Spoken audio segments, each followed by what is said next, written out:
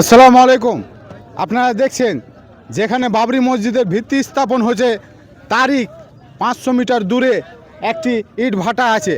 যারা বাড়ি থেকে ইট নিয়ে আসেনি তারা কিন্তু এইখানে ভাটা থেকে কিনে নিচ্ছে।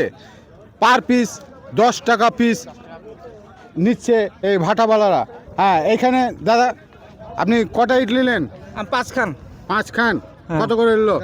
10 টাকা পিস। কোথা থেকে এসছেন? আমি দয়ানগর থেকে সোজাপুর। বাড়ি থেকে আনেননি ওই জন্য? লিখতে বলেছিল আবার এখানে নিলাম এসে অত দূর জাম হবে বলে আসতে, তাই বলে এখানেই আচ্ছা, আপনার নিলাম। নাম? আমার নাম সৈমুদ্দিন শেখ। আচ্ছা, আপনারা দেখছেন যে যারা বাড়ি থেকে আসেনি, হ্যাঁ, বাড়ি থেকে ইট নিয়ে আসেনি, তারা এই পাশে ভাটা আছে তারা কিনে নিয়েছে। আপনি কটা নিলেন? আমি নিয়েছি 5টা। 5টা। হ্যাঁ। কত করে পয়সা নিল? 10 টাকা করে পিস। 10 টাকা পিস। বেশি নিচ্ছে না তো? না তো। আচ্ছা, আর বেশি নিলেও দিতে পারি তো, অসুবিধা নাই। আমরা আল্লাহর ঘরে দান করব, বেশি হলেও দিতে দেবো। আচ্ছা। কোথায় বাড়ি আপনার? আমার বাড়ি রেজিনগর। রেজিনগর। হ্যাঁ। আচ্ছা, আপনি? আমার বাড়ি সালাড়।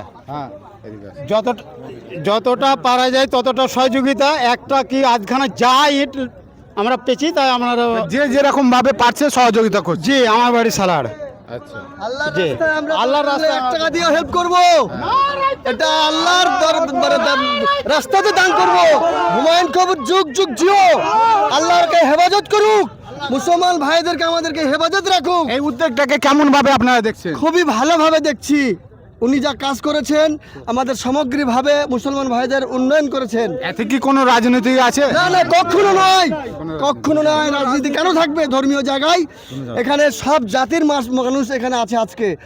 আহলে হাদিস, সুন্নাত জামাত ও তবলিগ জামাত, দেওবন্দি, সমস্ত মুসলিমের সব মুসলমান ভাইরা আজকে আমাদের এই মসজিদে। আপনি কোথা থেকে এসেছেন? আমি এসছি ইসলামপুর ডোমকুল থেকে এসছি। আচ্ছা।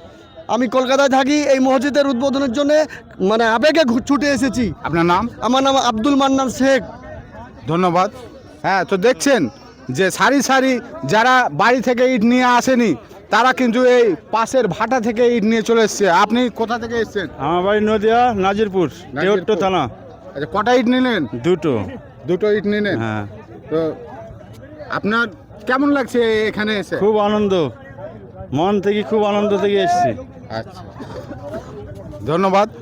তো দেখছেন যে যেমনভাবে পারছে সে তেমনভাবে ইট নিচ্ছে, কেউ বালি দিচ্ছে, এইভাবে একের পর এক চলে যাচ্ছে ভিত্তি স্থাপনের জায়গায়।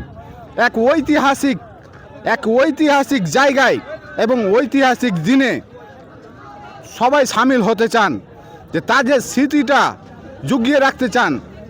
পরবর্তী জেনারেশন যখন আসবে তখন তারা যেমন বলতে পারে যে আমরা এই মুর্শিদাবাদের বাবরি মসজিদের ভিত্তি স্থাপন যেদিন হচ্ছিল সেদিন আমরা কেউ খালি হাতে এসেছিলাম, কেউ ইট নিয়ে এসেছিলাম। তাই ইতিহাস সাক্ষী থাকবে, তার জন্য যে যেরকমভাবে পারছে এই চলে আসছে। আসসালামু আলাইকুম, আমি জাসিম জঙ্গিপুরি, আপনারা দেখছেন জঙ্গিপুর লাইভ।